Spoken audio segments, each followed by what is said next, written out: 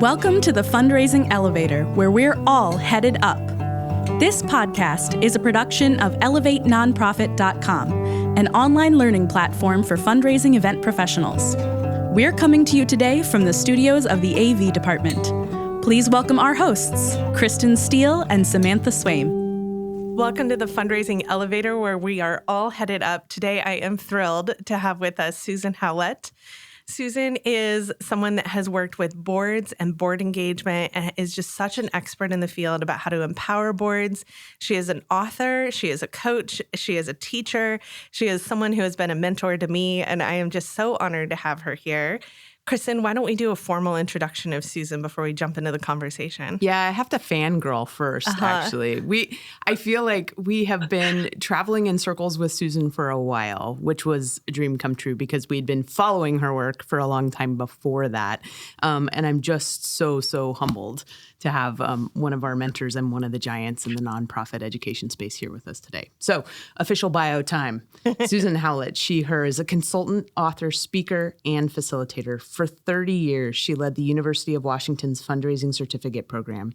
She has served as a board member, development director, and executive direction, and is the author of Boards on Fire, Inspiring Leaders to Raise Money Joyfully and Getting Funded, the complete guide to writing grant proposals. Susan, welcome to the podcast. Thank you for being here today with us. I want to start us off today with a big question. What is the role of your board of directors at your event? So that's a great question. I want to begin by, if it's okay with you, by telling us what is not their role. Oh, that's I like even it. better. I love it. Because I see a lot of organizations asking their board members to do the wrong things and then being pissed off when they're not doing it. Yeah. Yes. So the first one is, I think we shouldn't tell our board members that their job is to raise money. I love that. Because when we tell them that their job is to raise money, they end up burning bridges by, pushing people, like trying to get a lot of people there, trying to get a lot of money out of people. And what we really need to be doing is focusing on relationship building to the mission. Yes. So I think that we should not tell people that fundraisers are about fundraising. I think we should tell them that they're about identifying who's in our tent and who wants to be allied with us. And money will follow. I love if it's that. right. It's interesting because I think the first time you say to a board that their job is to raise money, the board is like, I don't know that I want to be on this board. I love that. Well, 2 episodes ago, we had Lisa Watson on, and she is a board member extraordinaire involved with probably 6 different organizations as a board member. And she was talking a lot about the importance of kind of being brought in as a key stakeholder, being in the conversation, understanding enough about the inner workings of the organization that she can be an ally. So I just wanted to ask sort of what your recommendations are for engaging board members as key stakeholders. How do we set them up for success? That's great. There's one other thing I wanted to say about what their role isn't. Yes, please. As part of the event. Is that okay? And that is what we consistently ask people to fill a table, which means that they're scraping the bottom of the barrel, trying to get people that they haven't invited already to come to the event. And I think that we should be focusing them on stakeholders who are already connected to the organization, maybe bringing back former board members or former staff, former volunteers, lapsed donors, especially people that we might have lost through the pandemic due to benign neglect.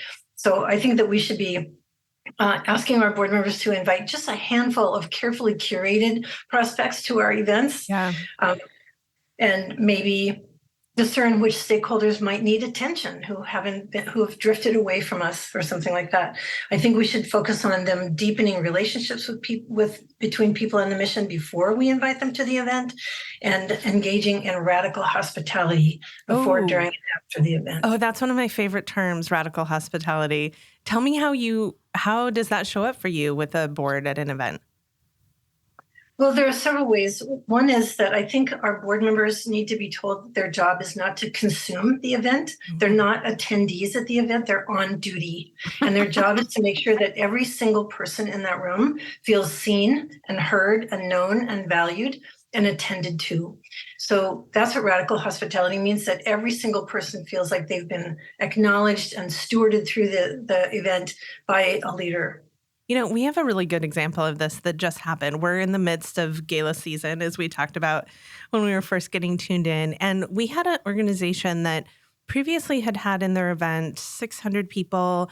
It had kind of been a big open to all their donors event. And this year they chose to do this very handheld, thoughtful curation with their board. And each board member hosted a table. They did exactly what you're saying, you like play by play. In that they really sat and talked to each board member about who would be at their table, who was lapsed, who were sort of neglected. And then they asked the board what they could bring to the experience with their guests. And they hit record fundraising numbers. They raised over $1 million with a much smaller room and had nothing but positive feedback because guests were seen and felt like they had been a part of something, which I know is such a critical element you teach. That connection or belonging, I think, has been a gap in COVID. Well, and I think, too, what's interesting is that I know sometimes we can maybe look at board members in one light. But what I want to do and hold space for is, when they're active and engaged and on board with the mission and wanting to do the work, they are so well-intentioned. Yeah. And we can very easily say to them, we would love for you to bring folks who are invested in this mission. And they can kind of look at you and nod. But I think what you're saying and what I love is let's take that extra step to show them and talk to them about what we mean by radical hospitality, what we mean by you gathering a table of people, you being invested at this event, you showing up. I think we make assumptions that people go, you know what I meant, but when I said you're going to come to this event and work, you knew what and I think we can really do ourselves and our board members a real favor and build our relationship with them in sort of helping them frame, giving them space to be questioning, like, what do you mean by, like, I think if we keep making assumptions that they know what they mean, they won't ever come to the table with their questions. And their questions may clarify some really key points that we can connect on and move huge pieces forward. I mean, they are volunteers and they are giving time and in many cases resource of a variety. And I think we just have to continue to state what we mean. And I think sometimes that gap is where that stuff happens, where you're like, I told the board they had to show up and work this event, but what quote unquote working the event looks like to me and what it looks like to them, there may be a very large chasm between us. And so I think if we can all work together and understand what it is that we're all aiming for and get on the same page, I think we have a much better opportunity to hit those targets and those metrics or whatever that is. But I think when we get mad, they didn't do it the way I wanted them to. It's like, well, did you tell them?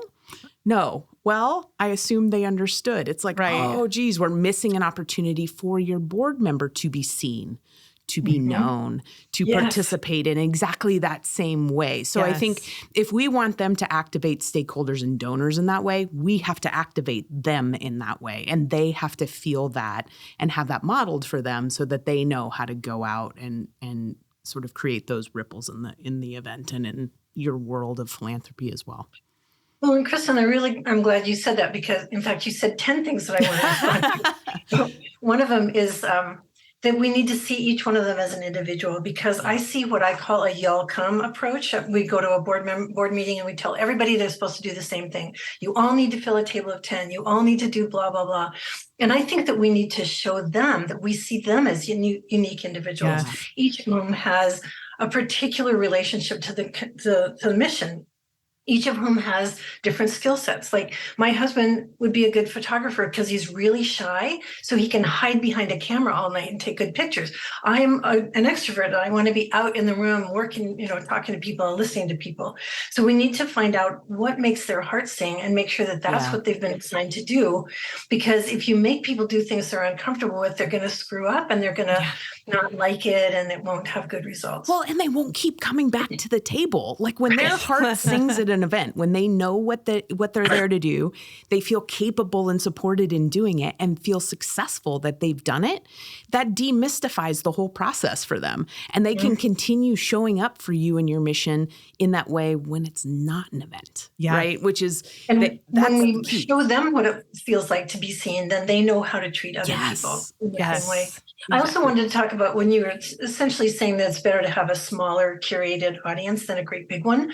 I think we all want a big ballroom full of people when it might be way better to have fewer people who really get it. And I'd love to give you 2 examples if I can. Yeah, please. I happen to row crew in the morning. I row on a team with my husband, and I am on fire about raising money for an organization that puts low-income kids and kids of color on the water because it transforms them. So when I work with the event that raises money for that group, I say, let's not have anyone but rowers or parents of rowers in the room. And everybody always wants to say, no, let's bring non-rowers in. But I want that room to be full of people who have been on glassy flat water at daybreak, had the sun come up over Mount Rainier, have herons and eagles and seals in front of them, and be rowing in an orgasmically unified way with a bunch of other people. So I want the room full of people like that. Another time, I was working with an organization called Court Appointed Special Advocates, which has kind of a complicated mission.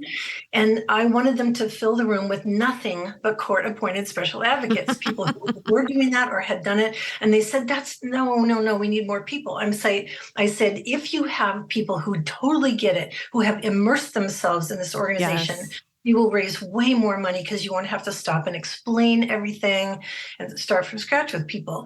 And it took them 4 or 5 years of me saying that to actually do it. And they called me up and they said, we raised 3 times as much money as we did before. So, it's I don't want to say it's easier, but it's easier. Yeah. You know, when you're looking at the mountain you have to climb to get, from here to your fundraising goal, you're already partway up the mountain when people already live and breathe your mission and understand the experience. When you have to start from zero with people, we call them butts and seats. You're paying for those butts and seats. Like those folks cost you money. And so if you can fill those seats with people who are already a quarter of the way there, a third of the way there, you're not doing as much work to move the needle. Yeah, and I'm really glad you brought that up too, because one of the other things I see happen is when board members are told to fill a table, then they just bring their friends who may have no emotional connection to the mission.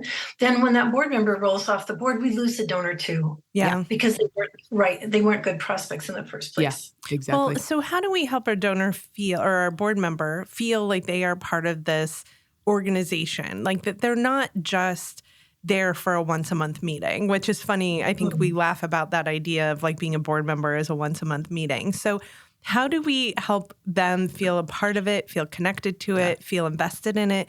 What is the sort of onboarding or kind of engaging part of the work to help a board member really show up as their best resource for the organization? Yeah.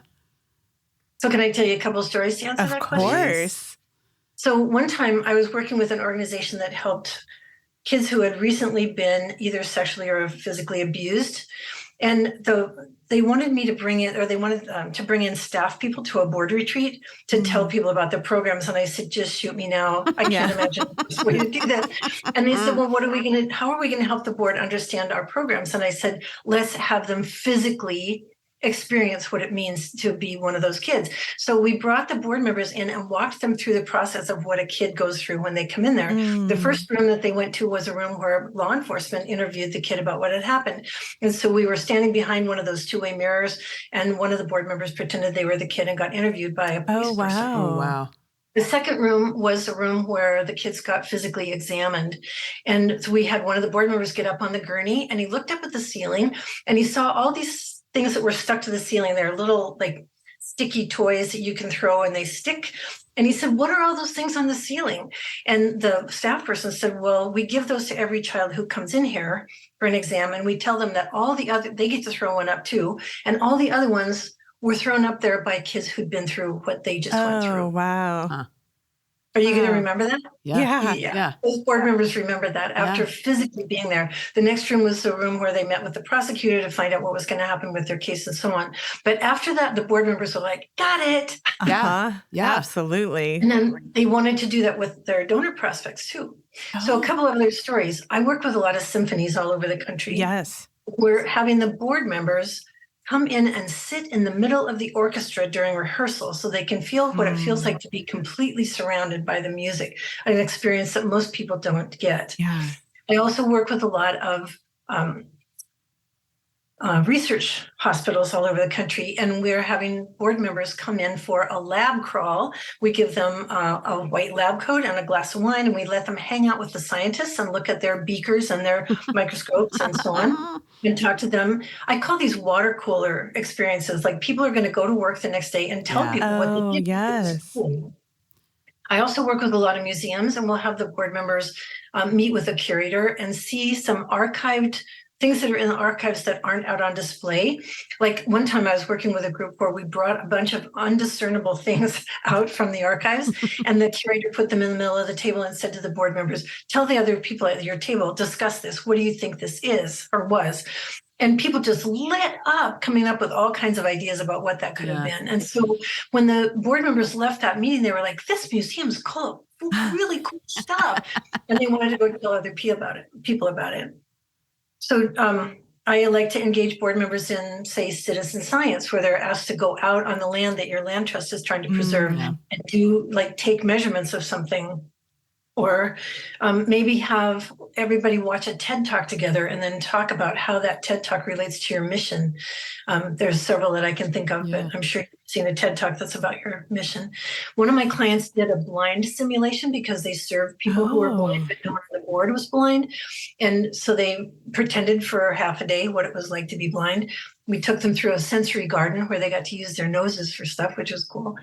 And another client of mine actually did a poverty simulation with the board because they worked with low-income people. And the board members had such a good time doing it one day, they decided to do it for a week and then a month. And by the end of that month, they were so lit up about what it meant to be in poverty that they could hardly wait to introduce their donor prospects to the concept.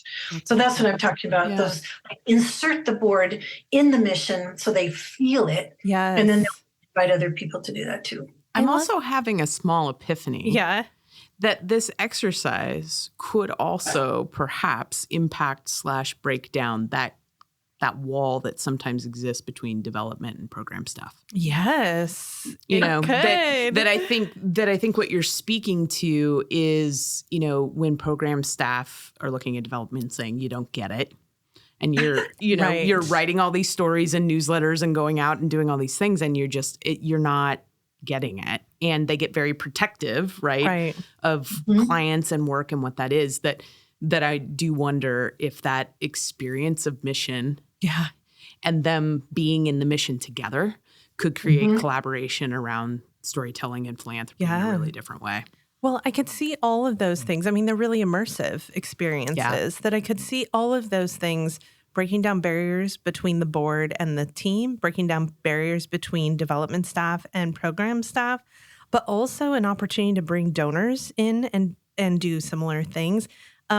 Susan, I don't know if you know Tammy Zonker. She is a consultant. Yeah, she's does incredible work. And one of the things I love about her work is she does storytelling tours where she brings people into location when, like you said, like a land trust, she brings people onto the land. And as a development professional, she fills her calendar with 2 or 3 tours every Thursday. She has spots, and the board helps to fill those sort of, here's key people that need to come in and know about this.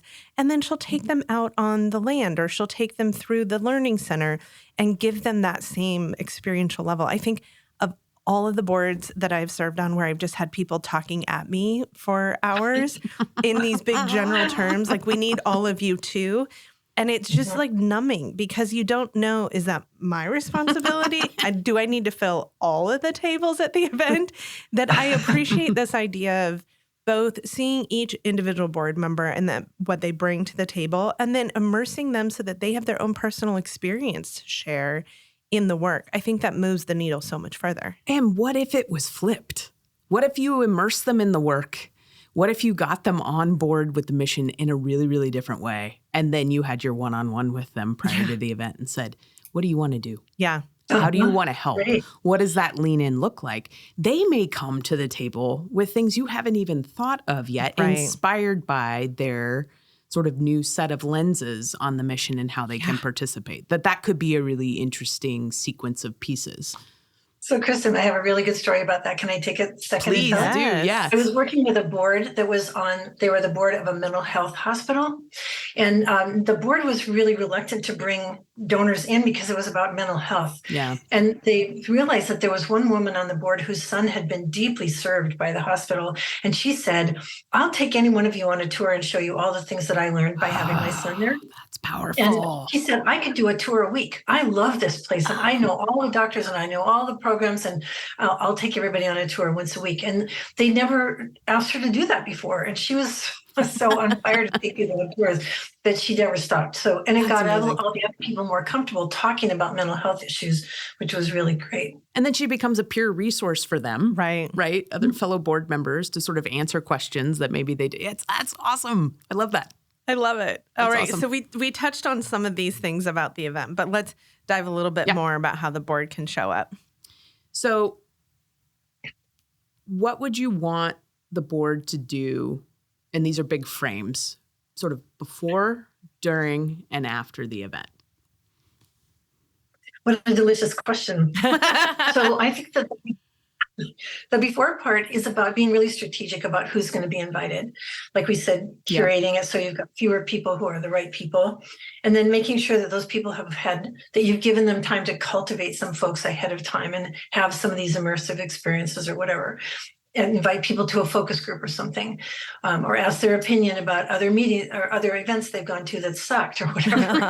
What we need to do with people to cultivate them before the event. So that's the first thing, being really strategic about who's coming and then making sure those people get teed up before the event. During, I think the board members need to spend their time helping everyone in the room feel seen and heard and known, and valued and attended to.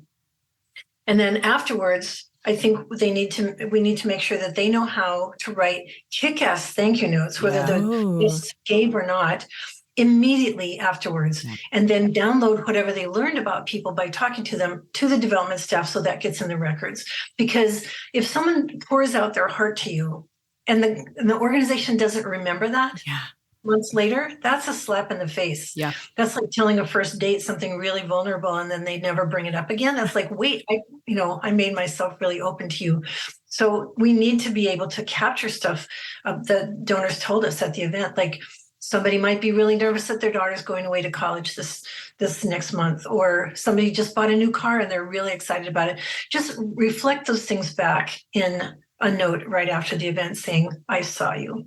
I love it. In fact, one of my clients is a land trust, and they have a house party once a month to invite different people in to hear about the organization. And they only have a handful of people at each house party. And then when the guests have left, the board members and staff people who attended that event sit down and go over every single guest and say, who asked leadership questions or kind of lean in kind of questions, who looked like they didn't care. And they came up with a follow-up plan for every single guest the next day. Like, I think that the stewardship director should take a map of the property over to see John tomorrow at 2:00. Why don't you call him in the morning and say you're dropping by that map? So every single person had a follow-up action. Wow. That's great. Imagine. Because a lot of times we feel like once the event is over, we're done. Yes. But that's the beginning of a person's relationship with the organization. Yeah, we're all dead once the event happens and we just kind of go, great, let's do this again next year. And it's only, the event is sort of just mid to even the beginning of the continuum, right? Yeah, absolutely. It's an entry point, but it's what you do. Don't ghost your donors, Right. And it's what you do with what you learn from the event that makes the impact later on. I've been at events with board members who understood how to really act as an ambassador for the organization.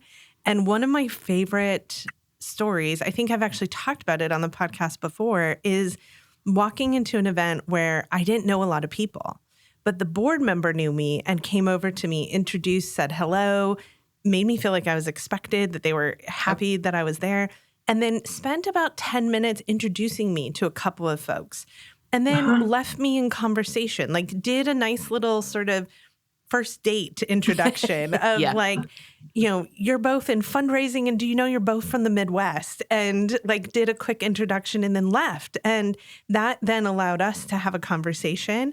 And then that board member circled back around and kind of brought me into another conversation. And I left that event so pumped. And at the time I couldn't like put my finger on why. And I'm like, because I felt seen. I felt appreciated. So that idea of like you are working this event is you are acknowledging people, hosting people. That radical hospitality is powerful. It's really powerful. Well, we are going to take just a short break so that we can hear from a couple of our supporters, and then we will be back to learn more from Susan Howlett. Love it.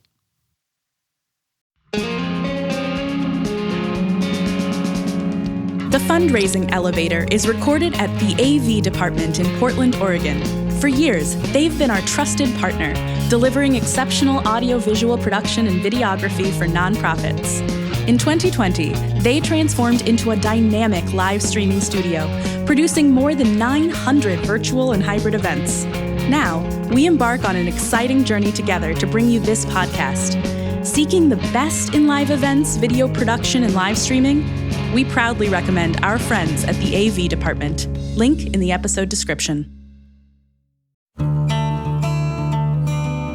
Events have a unique power to create an immersive experience for your donors and your mission. That's why we created the Elevate Conference, to teach you the tools for planning a successful fundraising event. Join us for Elevate 2024 on February 1st and 2nd. This hybrid fundraising conference will be hosted at Avenue in Portland, Oregon, and broadcast online for a virtual audience. You'll get practical tools, demos, and templates you can implement right now. Join us. The Elevate Conference is a production of ElevateNonprofit.com and is presented by Swaim Strategies and the AV Department. To find out more and register, visit ElevateNonprofit.com today.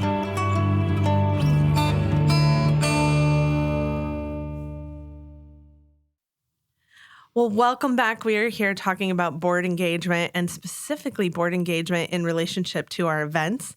So, Susan, we talked a little bit about that idea before the break of the board really connecting to people, working the room. How do you help coach a board member to feel like they can really show up and do that well?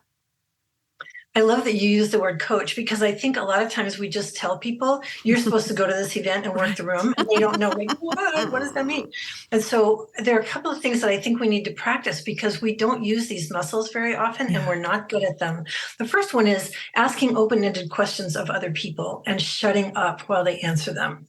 Our organizations are really good at fire hosing people with information about us, but we're not very good at asking questions and being still.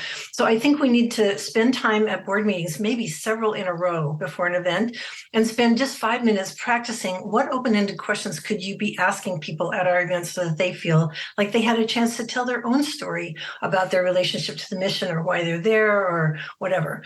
So asking open-ended questions, like, for example, I'll say to people, imagine that you're talking to somebody who was on the board years ago. What kinds of questions could you ask them? Right. And people come up with things like, well, how did you get on the board in the first place? Everyone remembers that. What were the biggest struggles that you faced when you were on the board? What were your biggest accomplishments when you were on the board? Ooh. What did you learn? What did you get out of it? You know, who did you meet while you were on the board? Blah, blah, blah. Why were you proud? But those kinds of questions, we don't know how to ask those. And so I think we need to take time practicing them before we go to board meetings or to our events. Those are juicy questions.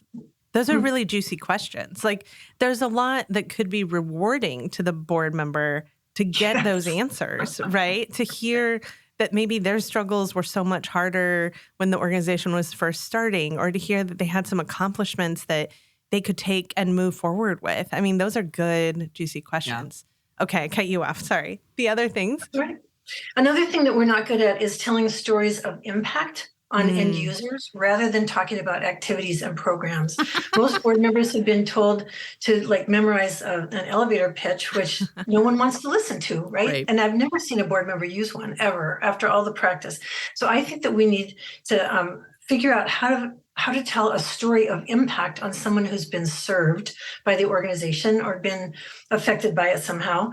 And we're not very good at that. So I think that we need to practice those stories.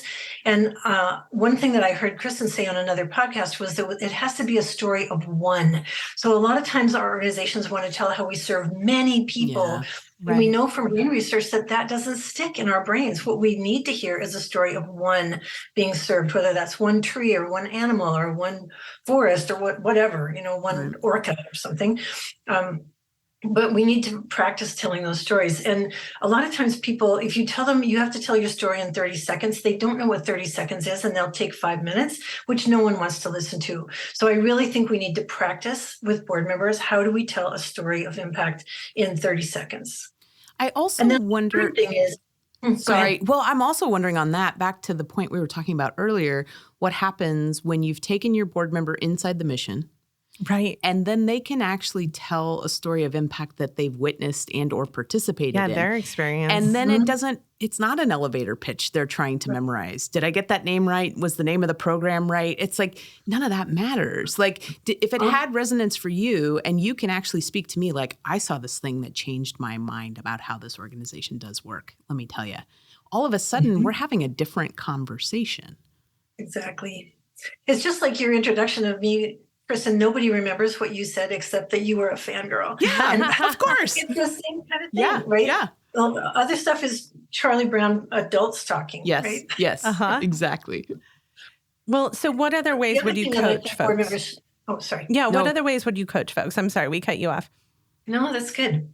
I think we need to show people how to be on the lookout for people who are standing alone or feeling awkward or who need to be rescued. Yeah. Because I see this happen at my coffee hour at my church all the time because the particular denomination that I belong to attracts introverts. And so coffee hour is kind of a stucky place, except for the three of us who are extroverts in the whole congregation. So we need to make sure that we're watching out to see who's standing alone, who might need attention, who might need guiding from one place to another. In fact, I think you talked in another podcast, Kristen, about a journey that we need to take people on. And I remember hearing one woman say, when I come through the doors, I want you to almost hold my hand and show me where is registration, where are the bathrooms, where is the drink, introduce me to someone who might be like me, show me what's going to happen next. Yeah. That's what she called radical hospitality. And so we need to make sure that our board members are on high alert to make sure that everyone's having a good time. And we don't usually do that. Yeah, it's interesting because I frequently am kind of as an event planner, I'm kind of like in the shadow of the room, kind of checking on the AV and checking on our speakers. And occasionally I find that lingering in that shadow is also a guest. As I'm like trying to slip behind the scenes, there's like a guest that's almost tucked into a corner. And that is the moment that I pause and I'm like, ooh, development team or board member, let's go and rescue this person. Because I do think that oftentimes it's hard to figure out how to engage if you don't know the room and you don't have that connection already. And so that's really powerful. We had in the event that had that really curated audience, we had a donor coming that I knew was a really generous donor in this sector and had historically been a big donor to a lot of organizations, but it was their first introduction to this organization. And so they were in the corner and I had a moment where I looked at a board member and I looked at a staff member and I was like, hey, I want to introduce you, brought them over. And by the end of the night, that table that they were sitting at had a group of 30 people around it, chit-chatting and socializing. They were hugging people as they left. They made a second contribution. They raised their paddle and then on the way out the door made another contribution. So I think that's really powerful. It's a really important reminder that the person who may be uncomfortably standing on the fringe just needs to be invited in. Well, yes. And I'm wondering too, Susan, sort of how you would direct, and I will own this personally. I'm the introvert. I hate working a room. I hate it. And so if I'm a board member and that's where I sit. And yet I'm really, really committed to and passionate about a mission. How can I engage? What does my engagement look like? Because I do think there is a place where you get people so out over their skis that they just sort of collapse and aren't doing anything well because I can't get over, you are asking me to talk to these people, right? So like, how can I contribute? How would you coach me through that to be able to participate and support the event? Yeah. Again, I think it's about giving people really clear instructions so that they know exactly what they're assigned to do. So let me give you a couple of examples. Great. I was working with a Boys and Girls Club one time who had this fabulous auction every year, but it was so successful that people ended up in a long line checking in because they had to swipe their credit cards before they could go in. Mm-hmm. And people were getting kind of cranky about how long that line was every year. So we had the board members grab a glass of champagne, walk over to whoever was in the line, and start engaging those people in conversation while they were waiting to check in. And the board members had all been given, trained in how to ask open-ended questions of these people so that when they arrived with their glass of champagne, they knew what to say, and they knew that other board members weren't going to ask the same question. So anyway, it just made everybody feel good because the donors felt seen and the board members felt like you gave me a job that I could do and then check off and feel successful. Yep.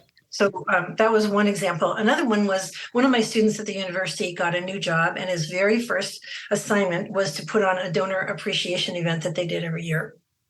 And so we went to the board and we said, okay, I need you guys to all show up and work the room. And they said, yeah. They tell us that every year. We don't know what that means. What does it look like? And so Jeff said, okay, I'm going to make this really easy for you because I know probably who's going to be coming. I will assign each of you 3 people that you're supposed to be on the lookout for. I will send you a photo of them that I'm going to pull down from LinkedIn or Facebook or something so you'll know who to look for. I will put their names on the back of your name tag. So if you forget who they are, you just turn your name tag over and they'll be right there. And I'll send you a little teeny bio about them, nothing about money. It just says, have they ever been on the board? Did they have a kid in the program? Blah, blah, blah. Your job is to go find those 3 people over the course of 2 hours and have a conversation with them long enough that you can write them a note at the end of the evening mentioning something they said. Oh, brilliant. And the board member said, that's it? That's all you need us to do? And he said, yeah, that's kick-ass fundraising. Yeah, it is. So they felt really empowered because the instructions were so explicit that they couldn't fail. Yeah. I'm hearing that success isn't quantity. Right. Right. I'm hearing that success is authentic, relationship, specific, and relationship based. And that, if we can hone in and target those, whether I'm in that room talking to 50 people in a really half-assed way, or I'm talking to 5 in a very specific, curated way, that impact is going to go much further. Mm-hmm. And even though I think we want some of our board members to do that kind of thing at big events too, you just have to tailor it to the event so that it fits. Yeah, it's interesting to think about too, the idea of the personal experience being something that can create that group connection. The story that you told of walking the land and measuring, or, sticky ceiling, like thinking about the toys in the ceiling, that is something that will be so much more authentic in the conversation with the donor. And the board member will feel like it's easy because it's something they experienced. It's not reciting. And I love that scene in Devil Wears Prada where she's prepped with the lookbook of who's going to be at the event and all the photos and who's going to be there. And they walk behind her and whisper who's coming up to her. I love the idea of making it that simple for a board member, because I know as a board member, I'm also thinking about who are the people that I know in the room and who, how do I make sure that my guests are taken care of, that thinking about them as a part of the equation. And that to me is a good example of just like a board really being able to show up. Well, and let's call out the elephant in the room. That is only possible when your development staff has their arms around those relationships, is, curating data and stories so that they can have those conversations. Like, we want you talking to these 3 folks. Yeah. These are some details about them. This is our relationship to them. Like, it all comes back to data at some point that, when you know a donor, you can have someone else know your donor. Yeah. But if you don't know your donor, it's all just sort of an expedition into I don't know where, Well, you're making me think of many organizations I've worked with who said, we have sucky data. Yes. We don't know. We can't tell our board members anything about these people because we don't know. In which case, the board member's job is to discover it by saying to the donor, it looks like you've been part of our organization for 10 years and we don't have that much information on you. I'd love for you to fill me in. How did you get here? What makes you want to give to us? And so on. And so it's okay to not know. Just find it out. Yeah. I think that simple question, what's your connection to this work? Or what's your interest in this mission, is just such a powerful way, because every donor has a personal story to share. I love it. Well, let's take a minute for a little break. And then when we come back, we're going to talk a little bit more about the donor experience, some stories that you've had to share over the years about how board members and donors can really connect to mission. So we'll be right back. Perfect. Loving the Fundraising Elevator, but wondering how you can talk to Sam and Kristen? Well, now's your chance to do it. Book one-on-one consulting time with Swain Strategies experts Sam, Kristen, and Mary, and get all your event questions answered.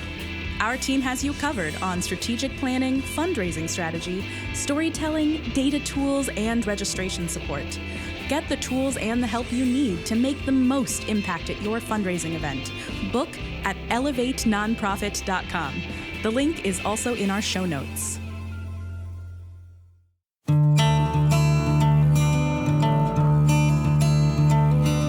At Elevate, we believe in bringing people together. Our online learning platform for fundraising events has webinars, workshops, downloadable tools, and more, designed to save you time and stress when planning your next event. We're getting nonprofit, development, and event planning professionals the tools and ideas they need to create events that inspire donors and raise more money. So join us at elevatenonprofit.com. The link is also in our show notes. We are back here at the Fundraising Elevator with the one, the only, Susan Howlett. We were talking before the break about sort of board members and sucky data and what do we do if we don't have data on donors and how do they sort of talk to folks? And it made me think of, we've been talking about how new development folks to an organization, them being new is actually a superpower. Right. Them being new gives them a reason to talk to people. Yeah. Hey, I'm new. I haven't met you before. We're always looking for that reason. How do we reach out and connect with people and not ask them for money immediately, right? So I'm thinking with new board members, that can be a superpower as well at an event where they're engaging with donors, and especially with donors who have some longevity with an organization. Them being new allows them to absorb that history in a different way, to hear. It may also be permission for that donor to be like, hey, nobody's talked to me in 6 months, right? And then that's information that your board member can bring back to the programs or to the development staff to really be like, oh, let's put them in the top of the file and make sure somebody gets their number, talks to them, brings them in, whatever that is. So I was just having that parallel idea of a new board member, instead of that being a quiet training period where they sit back and don't do anything, that actually could be a moment where they shine in a different way, and that newness gives them an invite in to talk to people in a very different way. Yeah, I love it. Well, okay, speaking about new board members. Yes. Susan, you alluded earlier to the experience of onboarding board members by giving them something that's really a visceral way to connect to the mission. And you and I were at a conference together once, and at that conference— Just once, many times. But in that conference, you were talking about ways that the donor can feel the mission. Yeah. And you told a story that just has stuck with me so much, because you talked about that symphony connection, which you alluded to a little bit earlier, of centering someone in the experience of the symphony. Can you talk a little bit about how that experience is felt, seen, heard by a donor, and what your work with symphonies has resulted with donor cultivation out of that? Mm-hmm. So there was a time when one of my clients invited the board to invite donors to sit only one at a time in the middle of the orchestra during rehearsal. And I remember telling a colleague of mine about that, and he said, "Oh, that's such a great idea." He said, "They'll be able to smell the rosin dust." And I said, "What's rosin dust?" And he said that when strings get ready to play, they put some rosin on the bow. And then when the bow gets pulled across the strings, these tiny little particulate particles go up into the air. And the only place you smell that particular smell is when you're sitting in the middle of the orchestra. And so when you have people have that kind of experience, that they'll never forget it. Yeah, that idea. I had another symphony. Oh, go ahead. Well, that idea that you can literally attach senses to it, that you can hear it, that you can feel it, that you can taste it, that you can smell it. Like, those are really powerful. And it's always stuck with me that it's such a simple way to help your donor have a long-lasting impact of mission. Well, in neuroscience, y'all, Right. when you start activating different senses, right, different parts of the brain light up, and what we connect to memory and all those things, you're actually creating a longevity of experience and a depth of experience by having it exposed into different senses, that your donor walks away with more than just being able to recite a story. It's a very different I work with a lot of children's museums, and I always insist that there be Play-Doh wherever we meet. And everybody picks it up and goes, "Oh, this smell from Play-Doh." Very evocative. And the same thing with colored markers, the smelly markers. People really I'm envisioning all the donors like sniffing at a table. And then they get colors on their noses. Yes. That's so good. I love it. Well, what other sort of stories like that stick out to you over the years of donors really being connected viscerally through an experience or through an sort of immersive connection to mission? How can development teams and boards really help donors to feel that connection? So I'm going to tell one that was with a board, but you can do it with donors too. I was working with a youth symphony in San Antonio at one point, and the music director wanted to take some of the time at the retreat I was leading to show people what the next season was going to be like. And I resented it because he was eating up too much of my time. But when I finally saw what he was going to do, I was like, "Oh my God, was that worthwhile?" So he brought in taped snippets of each of the pieces that he was going to have this youth symphony perform the next year. And he teed it up and said, "This is the piece, this is the composer, this is why I want the kids to get something out of it. Now I'm going to play a 30-second piece of this, and I want you all to close your eyes and tell me what words you want me to use when I describe it in the program notes next fall." And I looked around the room, and the board members were like, scratched up like this, their eyes closed, and they were really paying attention, and they were writing with their eyes closed. And when they got done with each segment, he would say, "So what words?" And everybody's like, "Call on me, teacher, use my words, use my words." And it was so amazing to see how engaged they were in something that they had never anticipated when they came to that meeting. But imagine, we talked about ownership and the importance of building a sense of ownership of the organization of the event. Yeah. Imagine the sense of ownership those board members felt when they saw their words used by the conductor in the program notes. It's like they're going to open it up and show all their friends and go, "Look, he quoted." So good. I said that word. That's amazing. Brilliant. And then another time when we really got the audience involved, a couple of stories. One is, I told you earlier that I row, and that we do this breakfast once a year where we invite all the rowers in town to raise money for these kids. And every year I would go to the event, and I would be a little disappointed because I knew that every single person in that room had a story about their own connection with rowing, and no one was asking them. And so finally I got on the committee and I said, "You guys, we have to ask people why they're here." So we created a segment in the event where we said, "Turn to the person next to you and tell them a moment when you were transformed by rowing, or you saw your child transformed by rowing." And the room got so loud that you couldn't hear, because people were just like, "I want to tell my story." Yeah. And they wouldn't shut up. When the MC came back and tried to break up that conversation, they couldn't break it up because people were so lit up telling their stories of transformation. So I think that we need to create opportunities for that in every event. Yes. And just, you'll have to coordinate it well, and control it well so it doesn't get out of hand. But I think people are dying to tell about their own connection to the mission. Yeah. Sometimes, however, they don't have one. We're bringing people in who are new to the issue and they don't have one. And so can I tell a story about one time when that was the case? Yes, please. So the organization was one that encourages people to leave their organs upon their death. Mm-hmm. I don't know if you guys in Oregon have this, but in Washington, we have on the back of our license plate, we have a little thing that says, if I die, take my organs. And the board members were having a hard time talking about the mission to their friends. And it just felt like we don't want to talk about dying. Yeah. But so one of the things we decided to do at the event was have a woman who was waiting for an organ be the speaker. She was going to be the one asking for money. And we'd had her all scripted. She was so excited about the speaking engagement. Well, what happened was that nobody gave that organ in time and she died before the event, right? Like a week or two before the event. So what we did was ask everybody at the event. We told them the story and we said, what are you looking forward to in the next few months or year?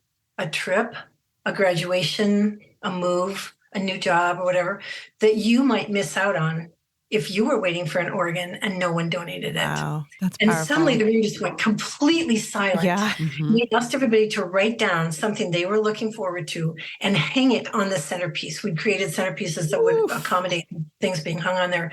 And at that moment, when everybody was done hanging them up, that's when we asked for money. Yeah. Talk about feeling in the mission. Oh my God. Yes. People still talk about that today, and it's been years. So now I have That's to amazing. ask you, That's amazing. as a rower, what is your story? Why are you transformed? What's your moment that you've been transformed as a rower?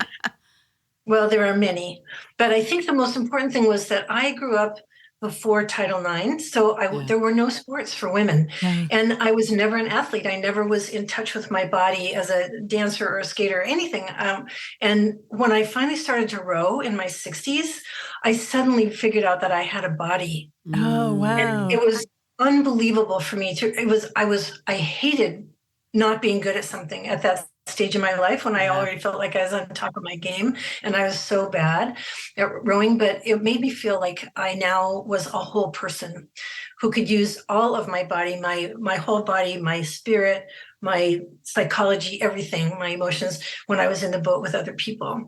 And that was transformative. Oh, that sounds transformative. So it's dawning on me, Susan, how powerful that could be. That simple Sam asking you that question for board members to do with each other. Yeah. Because I think often we're on boards or board service becomes this thing. And there are, right? In corporate culture and functions, there's board service and assigned board service and expectation, whatever all that is. But I want to sort of speak to, there's a huge swath of board members, actual volunteers, just so passionate about a mission. And yet we show up to these monthly Zoom meetings and I don't know your passion, right? I don't know why you're sitting with me at this table. I also don't know why the staff do what they do.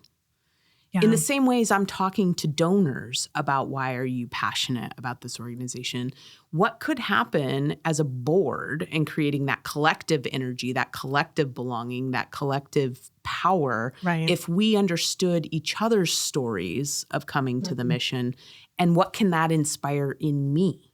You know, we had a board we were working with who did that work. They read The Golden Circle, The Golden Circle of Why with Simon Sinek. Yeah. And they were an education organization, so they took it on like a book report. They read it like a book club, and then they all wrote a little book report on it. Love it. And they integrated the question of why into every single board meeting. And it started first with a group share. Everyone shared. Then it became, does anyone have a story to share? Because people's why can evolve. And you can have an experience that week with the organization that's worth sharing.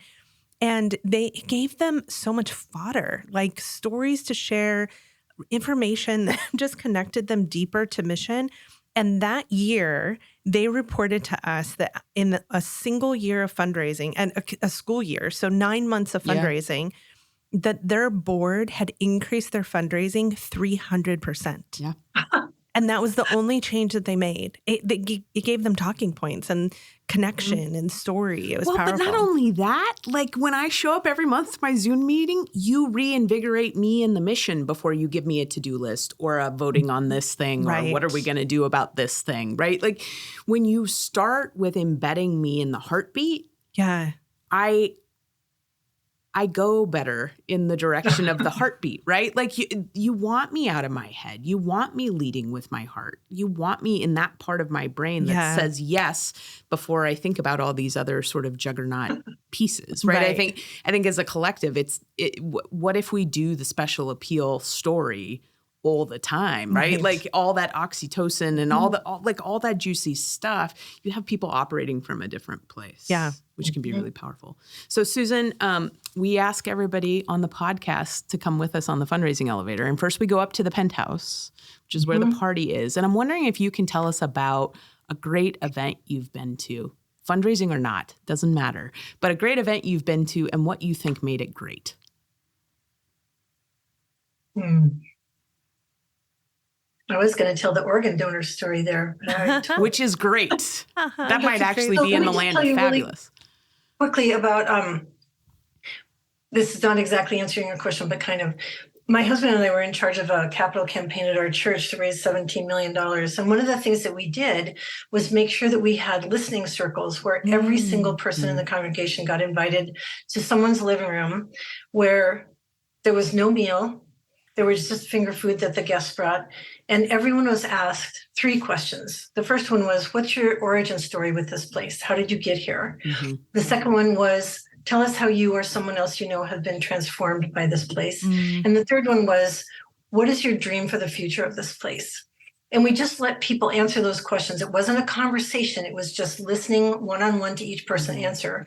And by the end of that time, we had people in tears saying, I can't remember the last time I felt so listened to.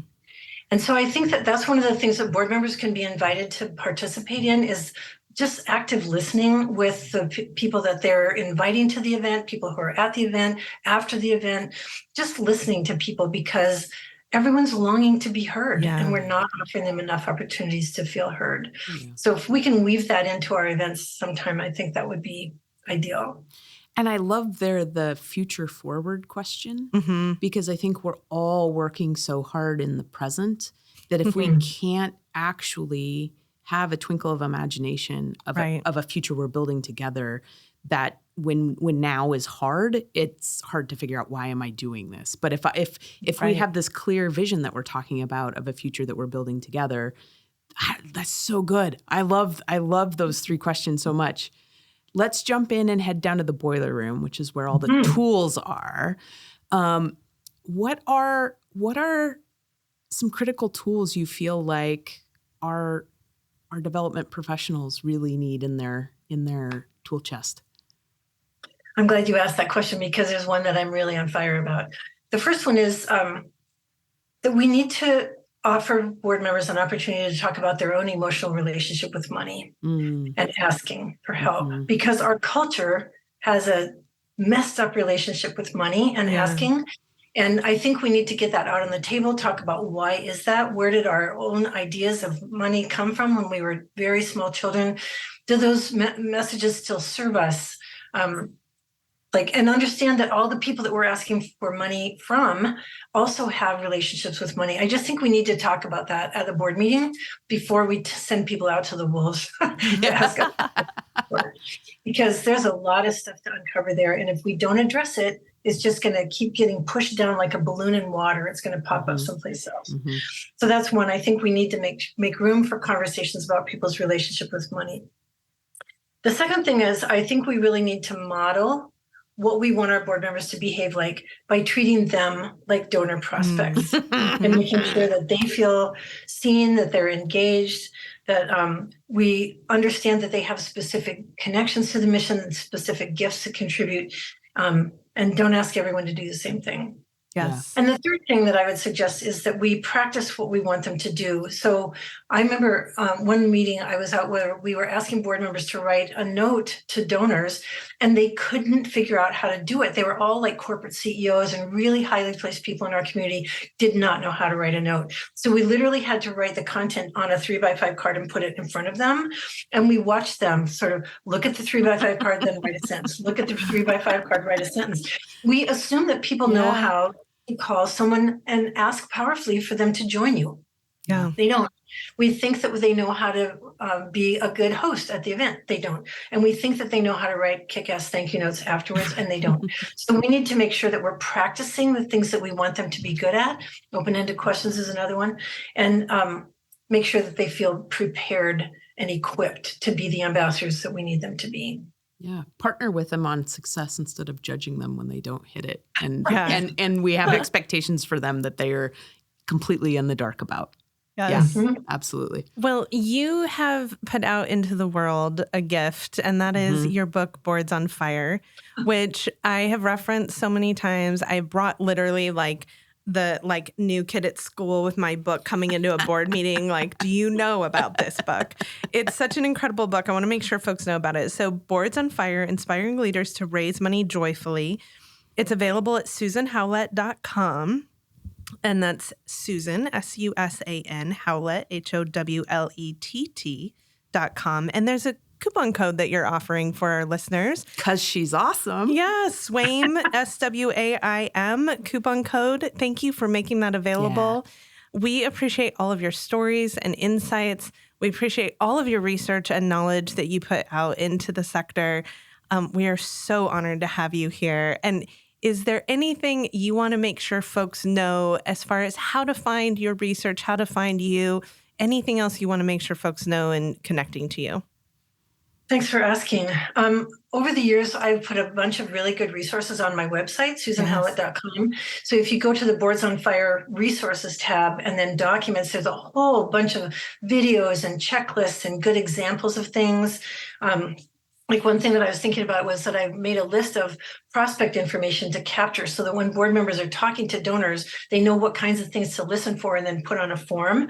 And there are lots of videos about how to engage people before we ask them for money or after they've given us money.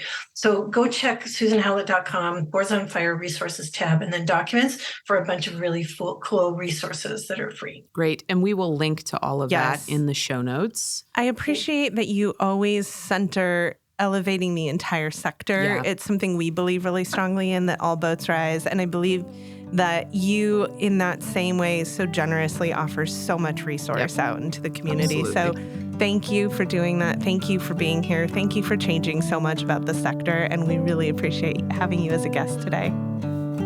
I feel elevated. Excellent. Fantastic. Thanks for being here. Bye, everyone. The Fundraising Elevator is produced in partnership with SWAIM Strategies at the studios of the AV Department. The program is produced by April Clark and directed by Steve Osborne, with audio engineering and original music by Dwayne Anderson and Heidi Christensen. Video production by Chris Peterson, Whitney Gomes, and Nathan Bouquet. Video editing by Steve Osborne. Graphic design by Pendulum Creative Group, and support from Sophia Keller, John Lyles, and Andy Dowsett.